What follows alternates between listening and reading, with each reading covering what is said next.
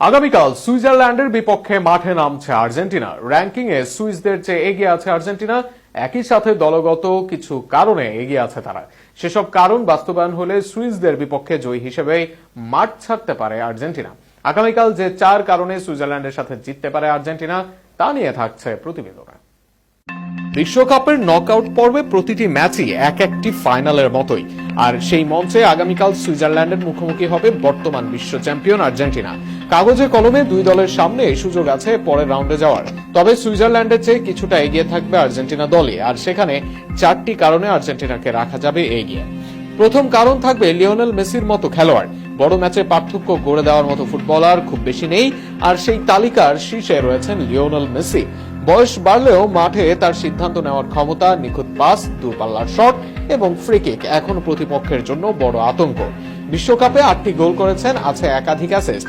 আর্জেন্টিনার সবাইকে আটকালেও এই মেসি ঘুরিয়ে দিতে পারেন ম্যাচের চিত্র। আর্জেন্টিনা এগিয়ে থাকবে মাঝমাঠে।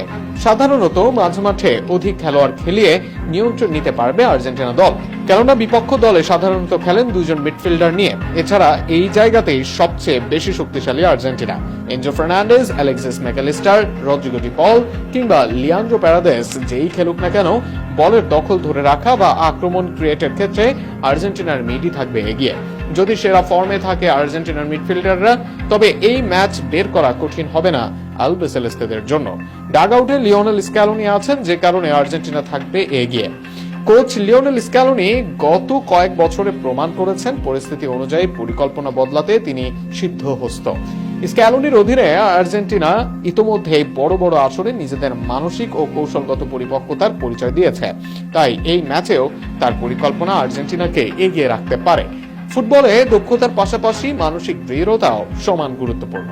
এই জায়গায় বর্তমানে বিশ্বের অন্যতম শক্তিশালী দল আর্জেন্টিনা। বিশ্বকাপ, কোপা আমেরিকা এবং বড় বড় নকআউট ম্যাচে জয় পাওয়ার অভিজ্ঞতা খেলোয়াড়দের আত্মবিশ্বাস অনেকটাই বাড়িয়ে দিয়েছে। অন্যদিকে কোয়ার্টারে খেলার খুব বেশি অভিজ্ঞতা নেই সুইজারল্যান্ড দলের, আর সেখানে সুইসদের চেয়ে এগিয়ে থাকবে আলবিসেলেস্তেরা। সব মিলিয়ে সুইজারল্যান্ডকে হালকা ভাবে নেওয়ার সুযোগ নেই, তবে মেসির অভিজ্ঞতা, শক্তিশালী মিডফিল্ড, স্ক্যালোনির কৌশল এবং মানসিক দৃঢ়তা, এই 4টি দিক ঠিকভাবে কাজে লাগাতে পারলে আগামীকালের ম্যাচে জয়ী হিসেবে মাঠ ছাড়ার সম্ভাবনা বেশি থাকবে আর্জেন্টিনার।